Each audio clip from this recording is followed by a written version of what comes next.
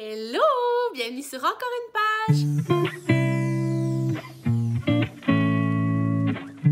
Aujourd'hui, on se retrouve pour mon point lecture du mois de novembre 2022. Au mois de novembre, j'ai lu 4 livres. C'est quand même considérablement moins que mes derniers mois, mais c'était en partie mes dernières semaines de congé de maternité et je suis retournée au travail. Donc, disons que c'était un gros mois niveau événement de vie, mais on est aussi parti en voyage, puis c'était la première fois qu'on voyageait avec un bébé, fait que c'est sûr que mes attentes niveau lecture et de moment de détente versus la réalité, c'était c'était pas cohérent là, ça marchait pas. C'était pas réaliste, mais c'est ça. Et il y a aussi eu mon anniversaire, puis ça implique plusieurs soupers, fêtes, événements. Et ça, c'est des soirées de moins pour lire. Fait que ben, c'est bien normal, c'est bien correct. Mais c'est pour ça aussi que j'ai lu un peu moins qu'espéré. Donc, c'est ce qui fait pas mal le tour de ma vie privée. Et ben, pour ce point lecture, je vais commencer avec la bande dessinée. Puis ensuite, je vais enchaîner avec les 3 autres romans. La seule bande dessinée que j'ai lue ce mois-ci, c'est Paul dans le Nord de Michel Rabagliati, publié chez La Pastèque. Donc, dans ce tome-là, on va suivre Paul autour de ses 16 ans. Il y a une petite jobine l'été et je pense que ça continue un petit peu l'hiver là, avec son oncle. Il s'en va, il fait des petits travaux manuels, là, genre passer la tondeuse, peindre des clôtures, des choses comme ça. Et il va se faire... ses parents vont déménager de quartier et il va perdre un peu ses amis et va s'en faire des nouveaux à la nouvelle polyvalente. Il va se faire un ami, Marc, qui, lui, il est comme vraiment cool aux yeux de Paul. Il aime des groupes de musique que Paul connaît pas. Il a comme confiance en lui. Il peut parler de plein de choses. Donc, il va se lier d'amitié rapidement. Et ben c'est ça, c'est un peu le récit de avoir 16 ans à cette époque-là. Donc, il va aussi se rendre... ils vont faire une espèce de trip sur le pouce, justement, pour aller visiter une fille dans le Nord, mais dans le Nord étant Mont-Laurier, là, dans ce coin-là. Puis c'est ça, c'est un petit peu dangereux leur façon de s'y prendre parce que ils s'en vont sur le pouce, c'est un endroit qu'ils connaissent pas, avec aucune adresse, puis personne ne sait qu'ils sont partis, fait que disons qu'il y avait bien les chances d'y laisser leur peau en plein hiver en plus. Fait que, voilà. Mais c'était vraiment divertissant. C'est une bande dessinée un petit peu plus légère que les dernières. Parce que les 3 dernières étaient quand même un petit peu plus lourdes et avec des thématiques vraiment plus profondes. Ici, il y en a là, quand même, mais j'ai trouvé que ça se lisait plus facilement. Mais en fait, non, c'est ça l'affaire. C'est que quand c'est des sujets lourds, je trouve que ça se lit plus facilement. Puis quand c'est des sujets légers, on dirait que il y a peut-être plus de paroles, il y a moins d'images parlantes. En tout cas, je l'ai aimé, là, mais c'était comme un 4 sur 5. C'était pas un coup de cœur. Je m'en rappelle déjà un peu moins de ce tome-là que des autres. Fait que c'était bien, mais genre, c'est vraiment pas un tome mémorable pour moi. Il m'en reste juste un. Après ça, c'est des hors-séries, fait que ça sera à suivre ça en 2023. J'ai aimé le tome, mais c'était pas un tome mémorable. Fait que 4 sur 5, ça représente pas mal bien mon appréciation. Et voilà, on peut passer maintenant au roman. Le premier roman que j'ai lu ce mois-ci, c'est celui que j'ai lu dans l'avion et ma première journée de vacances. C'est Fab, le premier tome, La Recrue, de Émilie Ouellet. C'est publié chez Petit Homme. C'est l'histoire de Fabiola qui a 12 ans et qui apprend au beau milieu de l'été que ses 2 mamans vont se séparer. Et non seulement elles se séparent, mais elles vont vivre à 2 endroits extrêmement éloignés l'un de l'autre. Une va aller vivre à Rouyn-Noranda et l'autre va aller vivre à Rimouski. Et les 2 mères se sont entendues pour dire que Fabiola était pour faire une première partie de l'année jusqu'à Noël chez une et l'autre partie de l'année chez l'autre. Donc là, je me rappelle pas, il y en a une, c'est Mamie, puis l'autre c'est Mamou, quelque chose de même. Je me rappelle pas elle va chez qui, mais je sais qu'elle va chez... Parce que Fabiola, elle est métisse, là, dans le fond, pas mais je sais pas si c'est le... T'sais, elle est mélangée là, entre noir et blanc. Et elle va vivre avec sa maman noire à Rouyn-Noranda. Donc déjà, ils sont pas très nombreux comme famille noire à cet endroit-là. Donc, elle va vivre certains événements par rapport à ça. Peut-être pas du racisme, mais en tout cas, clairement, de la curiosité, là. Puis, tu sais, des gens qui sont pas habitués de voir des familles noires, là. Donc, il y a ça. Mais il y a aussi son entrée au secondaire dans une ville où elle a aucun ami, aucun repère. Et Fabiola va décider de... en fait, elle, ce qu'elle aime dans la vie, c'est écrire. Puis à l'école secondaire où elle était censée aller, à Montréal, elle avait choisi un programme d'écriture. Mais ça s'offre pas dans son école à Rouyn-Noranda. Donc, ils vont l'inscrire. Elle était censée être en théâtre, mais c'était plein. Fait qu'ils l'ont mis en impro en disant que ça pouvait l'aider de penser à plein de personnages, puis de scénarios possibles, puis que sa créativité pourrait être comme mise de l'avant dans cette option-là. Donc, elle est dans l'impro, dans une nouvelle école, dans un moment très bouleversant de sa vie. Puis, ben c'est ça, elle va vivre de l'intimidation parce que, ben, la fille populaire, elle n'a pas envie d'être associée à elle. Puis, c'est ça, elle va l'exclure. Fait que c'est vraiment un récit typique là, d'entrée au secondaire, avec un personnage qui détonne un petit peu.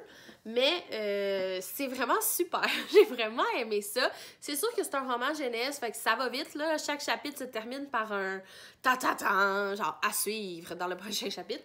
Fait que ça, ben, ça tourne, les pages se tournent rapidement. J'ai déjà hâte de lire le deuxième tome. En fait, je l'ai mis soit dans ma pile de décembre ou de janvier. Là, je vais voir le temps que j'ai. Mais mon intention, c'est de le lire rapidement. Parce que le premier tome, c'est jusqu'à Noël. Fait que là, j'ai hâte de voir dans la nouvelle école qu'est-ce que ça va être. Puis, c'est comme un coming of age, je crois, parce qu'elle elle prend confiance en elle apprend des choses sur la vie, même si elle a juste 12 ans. Mais il y a quand même un petit peu de réflexion là-dessus. Puis, sincèrement, j'ai vraiment aimé ça. C'est comme un 4.5 sur 5. C'est pas parfait. Des fois, il y a quelque chose que j'aime pas dans les livres, c'est quand j'ai l'impression, surtout les livres jeunesse, quand j'ai l'impression que l'auteur, elle essaie de faire passer un message par les mots des ados, mais ça semble... Genre, tu sens pas que c'est naturel, tu sais, tu sens pas qu'un ado passerait ce genre de message-là ou le formulerait de cette manière-là, mais là, c'est que tu sens qu'il y a un adulte derrière la pensée. Fait que ça me dérangeait un petit peu. Mais, tu sais, sinon, c'est super là, pour la diversité à plein de points de vue. Puis, juste l'aventure de commencer dans une nouvelle région. Je pense pas que Émilie Ouellette connaît si bien que ça Rouyn-Noranda. Je pense que ça aurait été le fun d'avoir... un petit peu plus du milieu, autre que l'école, tu sais, de la ville, puis de l'Abitibi, qu'est-ce que c'est, la culture là-bas, puis tout. Il manquait une petite affaire de ça, je trouve, mais ça, c'est peut-être de mon point de vue adulte, parce que peut-être que pour des ados, c'est vraiment pas intéressant à lire, mais en tout cas, moi, ce serait les petits points négatifs que j'aurais à dire sur ce livre-là, mais je le recommande vraiment si jamais ça vous intéresse. J'ai terminé une 4e série sur mes 5 que je voulais terminer avant la fin, et c'est... 180 jours et le cœur plein de Julie Marcotte. Et c'est publié chez les éditions de Mortagne. Donc, c'était une duologie. On retrouve Olivia, qui est professeure en première année. Et à la fin du premier tome, on apprenait qu'elle était enceinte à nouveau. Puis là, c'est la fin de son congé de maternité. Fait que déjà, moi, j'ai commencé à lire ça la semaine juste avant de commencer mon congé de maternité. J'arrêtais pas de brailler. Okay? C'était vraiment très juste ce qui était raconté là-dedans. Les sentiments, okay. On dirait que je deviens déjà émotive, mais il y avait vraiment beaucoup de sa réalité que je partageais à ce moment-là. Fait que pour le côté momentum dans ma vie, c'était vraiment le meilleur moment pour le lire. Donc, on suit 180 jours, une année scolaire, là, de août à juillet. Donc, c'est sûr que août et juillet, c'est des mois qui passent assez vite parce qu'elle est en vacances. Fait que c'est plus des réflexions qu'elle a. Puis, ben c'est ça, on va s'attacher un petit peu à quelques élèves dans sa classe. Il y a comme un petit portrait, là, tu sais qu'il y en a un qui vit telle chose. Puis, quand t'es enseignante, c'est tellement ça, être enseignante. Puis c'est sûr que moi, je suis pas prof de première année. Fait qu'il y a des choses qu'elle a fait que moi, non. Tu sais, décorer ma classe pour les saisons, puis que tout personnaliser mes affaires pour chaque enfant, je fais pas ça. Parce que j'ai comme 150 élèves, un moment donné. Puis en plus, je suis chanceuse parce qu'il y a plusieurs spécialistes qui ont pas mal plus d'élèves que moi. Mais en tout cas, je ferais pas ça, tu sais. Mais juste son côté, l'espèce d'amour qu'on a pour nos élèves, mais qui est comme pas retrouvable ailleurs. Genre, ça, je trouvais ça vraiment, vraiment intéressant de la série. C'est très fort. Puis si jamais vous êtes curieuse de découvrir un peu, de suivre un professeur, je pense que ça, c'est vraiment une belle série pour vous. Si vous êtes vous-même enseignante ou enseignant, c'est fun comme livre. C'est sûr que ça fait pas décrocher, hein, si c'est ce que vous cherchez, mais je trouve que c'est vraiment écrit avec beaucoup de sensibilité, puis beaucoup de, je sais pas, de réalisme, là. C'est très facile de s'identifier au personnage principal, puis j'ai juste vraiment aimé ça. C'est un 4.5 sur 5.